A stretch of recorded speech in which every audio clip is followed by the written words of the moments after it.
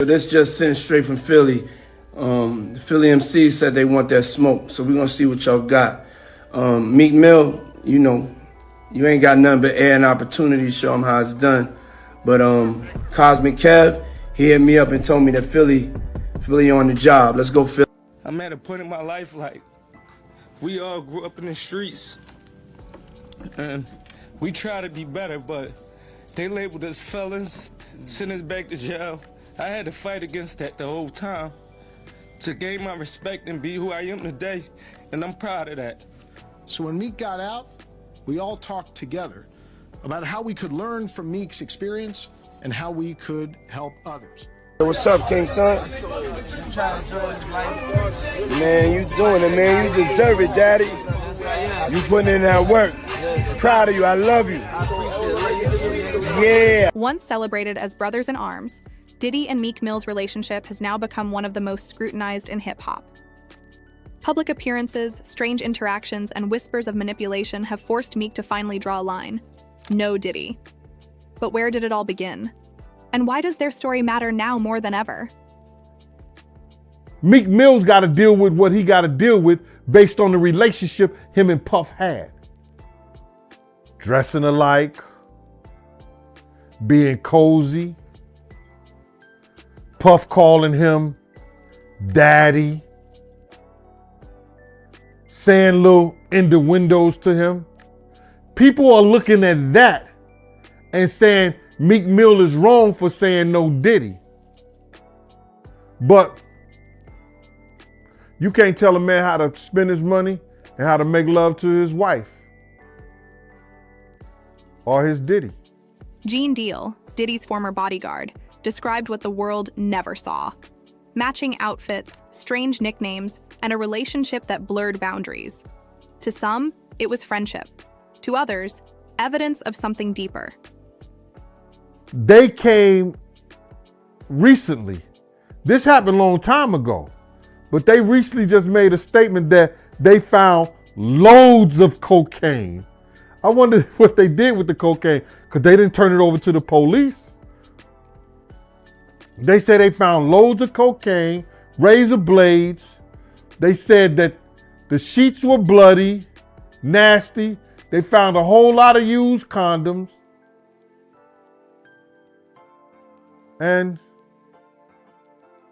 it was a Diddy party, giving in Meek Mill's honor for his birthday.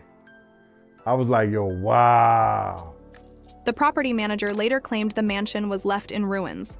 Blood on sheets, razor blades, drugs, and used condoms scattered everywhere. What looked like a party for Meek Mill's birthday felt more like a scene from a crime investigation. They had a recording of Meek and Diddy making love? Ew. I don't know if it was love. Okay, you have it? Let's hear it.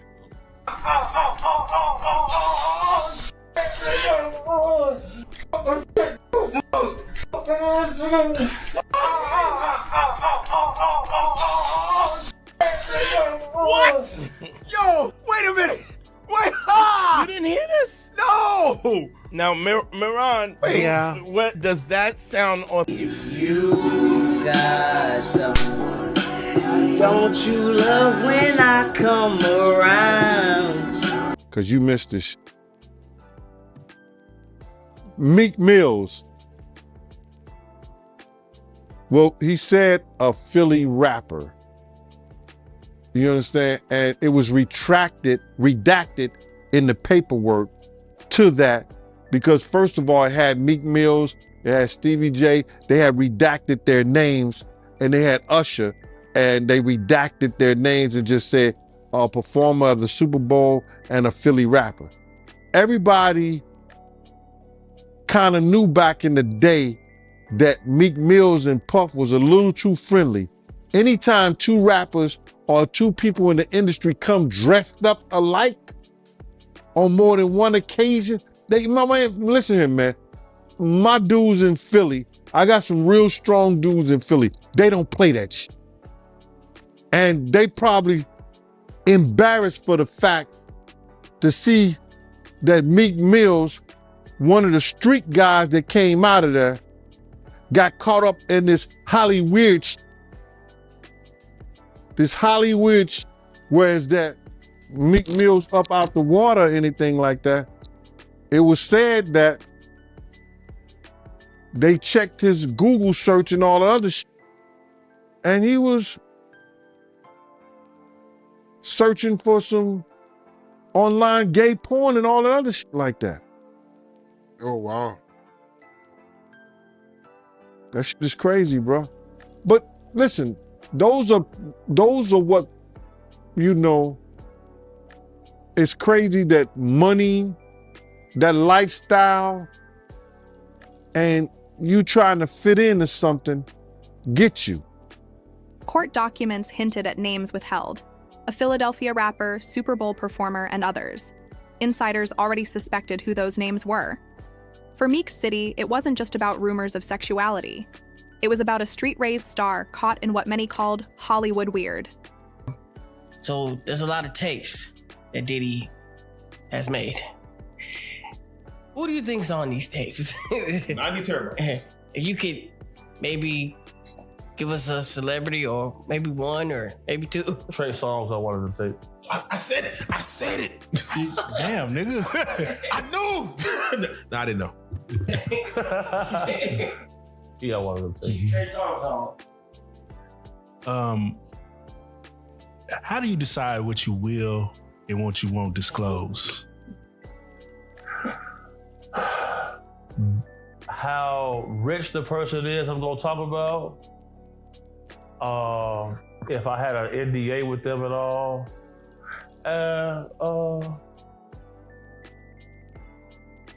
Am I willing to, how much jail time I'm willing to do, basically? 3 years. Man, nigga, man. You gonna get 3 years for this. That would be it. Yeah, I'll take the cell block first day. I'll be straight. Yeah. 3 years, I'll come back. That's like, No, we're not, nigga. You're not risking no jail. Because I'm not going. Nigga, I got shit to do. Nigga, if it's this interview or jail, nigga. That's just like, I feel you 100%. But like in this job, like that's one of the things, like you gotta know you couldn't go to, you gonna have to go to jail a few times. Yeah. You know what I'm saying? Like, so that's why I'm definitely not gonna take a job with somebody who can't bail me out. I just had some $1 million bails before. damn. Shit. Okay. Shout out my boy Iman Shumpert. Shout out my boy. Shout out Iman. Goddamn, holding it down. 2 more names that you might think is on the tapes. That nigga said 2 more. Yeah. If anything, again, this is just hypothetical. We don't know nothing. Yeah. Who would you say, celebrity-wise, you might think be on the tapes?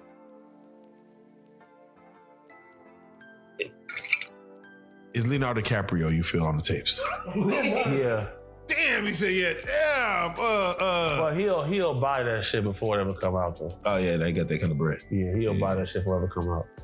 Because they pass, and that's the thing, like, you know, they pass certain laws, like that revenge porn law. Yeah. That ain't... Big Homie confirmed what many feared. There were tapes, not just of Diddy, but of celebrities whose reputations could be destroyed overnight. These weren't trophies. They were leverage, designed to control careers and buy silence. And as lawsuits mounted, the question became, who else was caught on camera? Yeah, you might be right about that, man. I mean, I believe you, man. But you heard about what Dunn put in this lawsuit about Diddy? She said that she saw Diddy and several men run a game bang on his assistant at a hotel pool in Scotland. You heard about this? My man, if she witnessed, and she's saying that she witnessed a gangbang, which actually we know it as called a train. And she worked on the album, The Train to Paris. And like I heard one of the YouTube, it could be Tistel, say that we didn't know what the train to Paris meant. But now we know that the train to Paris was a train in Scotland, according to Dawn. It wasn't a train in Paris, it was a train in Scotland. Now, only time I ever witnessed Puff doing something is when 2 guys and 2 girls would go in the room. And that was just regular. And however they did it, whatever they did, that was their business. But he gotten bold enough Whereas that he would do that in front of Dawn and other people at a poolside in Scotland. You sure it was Scotland, man? Yeah, that's what she said, man. Scotland, Arizona, but not Scotland, the country. Nah, she talking about the country, man. Wow. I just think that, you know, man, you got to go back to the drugs and the alcohol, man. The drugs and the alcohol, man. And those things that make you do strange things. And for somebody to,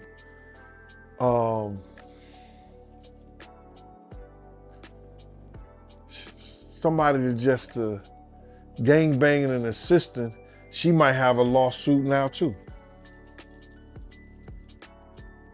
She might have a lawsuit too. Because you can't do that to people that work for you, bro. You can't. Yeah, it's eye-opening, man, looking at this lawsuit that Dunn got against Diddy. She claiming that he'll remove her from songs and turn off her mic when she performing, when she'll turn down his advances. Those are things that she's gonna have to bring up into the lawsuit, that Diddy stopped the way that she was working and how she could work by the fact that he would change, like you just said. What she would do, bro, he would turn off her mic and don't let her sing songs or don't let her do certain things, a part of the band, when he ain't do her sexual advancements. Yo, I don't know what to say about that, brother. All I can say is that, you know, all of it sounds like using his power. He using his power to get at people that works for him. And when you do that, when they bring you to court, 9 times out of 10, you're gonna lose if they can prove it. Even Diddy's artists weren't spared. Dawn Richard alleged she saw disturbing acts carried out in public, power used to exploit assistants and colleagues. For those around him, silence wasn't loyalty, it was survival. How do you feel about these gay rumors that's coming out about Diddy? All these guys coming out saying that he violated them. I'm gonna say this. At the end of the day, I'm not gonna say Diddy is straight.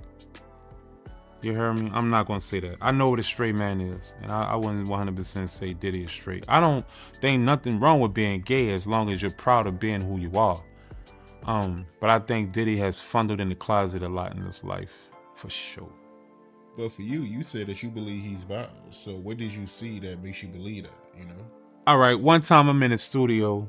Don't judge me either. One time I'm in the studio, and maybe I was tripping, cause I never really quite been a weed smoker or nothing, you know. But one time I'm smoking weed, brother, and all right, that's clear. Yeah, I seen a nigga kissing a man, tonguing him down. You heard me? That shit was fucking crazy. And I looked at him differently after that. That's just all that is. I looked at him totally different after that. Chopper, once signed to Bad Boy, went further than most. From studio encounters to caught moments he says he'll never forget. His testimony painted Diddy not just as an eccentric mogul, but as someone living a double life, shielded by fame and fear. What was the consequences when you said no? Puffy invited me for weeks, asking me to come and teach him how to, wanted me to be his acting coach for a while. Go there and he's sitting around just looking. I'm like, okay, what's the material you want to work on? He's just looking at me. Then next thing you know, okay, hey, will you help me? I want to hear your music. So I come over there and I play the music, and he's sitting there just looking at me, like waiting. Okay. So then my assistant was like, he wants to hang out with you next week. And I was like, for what? He's like, I think he's trying to fuck you. That's what my assistant said. And I was like, oh, okay. Now I get it. So now no more communication. When Hollywood actors begin to confirm the same rumors, the narrative changes. Terrence Howard described how refusing Diddy's advances cost him opportunities, but he never compromised. His warning was clear. Those who gave up their dignity lost far more than just roles. First and foremost, I just want to say, I know a lot of people want to hear these stories and everything like that, because this is stuff that happened back in the day. And then maybe that if they knew there was going to ever be a YouTube, or they knew there was gonna ever be social media, a lot of the stuff probably wouldn't have got played out like it did. But things happen, and these are just stories from the past. I would like to use that as, what you call that, just to clear the facts up what's going on. But it all started, we was in Atlanta. And this story starts when I'm with Puff and he's in the exotic bookstores and he's doing shopping, right? He's shopping, getting his stuff and everything like that. So, you know, this is the first time I was ever in an exotic bookstore with Puff. So, you know, I'm giving him his space. He's taking things off the shelves and stuff like that because they gave him a brown paper bag. When they gave him a brown paper bag, he was just putting stuff in there. So I said, damn, you know, he got to go put it on the counter and, you know, show everybody what he's getting. So as he going, I'm just looking at the places where he picking stuff from. So there's one part he picked up some things from up here on my left side. And then he picked like quite a few of them down. I was like, okay. He put them in the bag. So when I went by there and I looked up there and it said butt plugs. And I was like, hey, yo. I was messing with him. Because people don't understand, you know, we was like friends. He was a part of the same gang. So I'm still gonna tease him. I'm still gonna mess with him and everything like that. I could do that. It wasn't just no security thing. So I say, yo, what are you getting this for? And it said butt plugs. And he was like, yo, can I do my shopping by myself? I said, yeah, you could do it by yourself, brother. And he started walking and everything like that. When he got to, I just waited at the counter. So when he got to the counter, he didn't even have to show the guy nothing. He just gave the guy a wad of money. I mean, like he gave the guy a stack something like this. And Puff wasn't the dude that carried no 20s and no 50s and nothing like that. And I mean, like, he just said, boom. And we walked out the store. So we had to leave Atlanta and go to North Carolina for a show. You understand? And it was him, this rapper, Sarah, and this other girl. We all got on a G5 jet, and we flew to G4 jet, and we flew to North Carolina. So later on that, I think that afternoon, same day, this rapper and him, they all in the room together.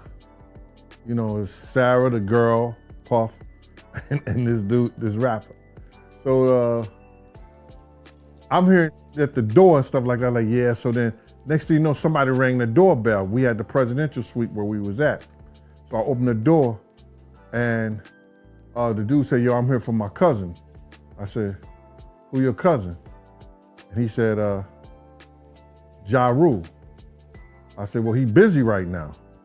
He said, he busy doing what? I said, he with Puff, they're in the room, they busy, they don't want to be bothered.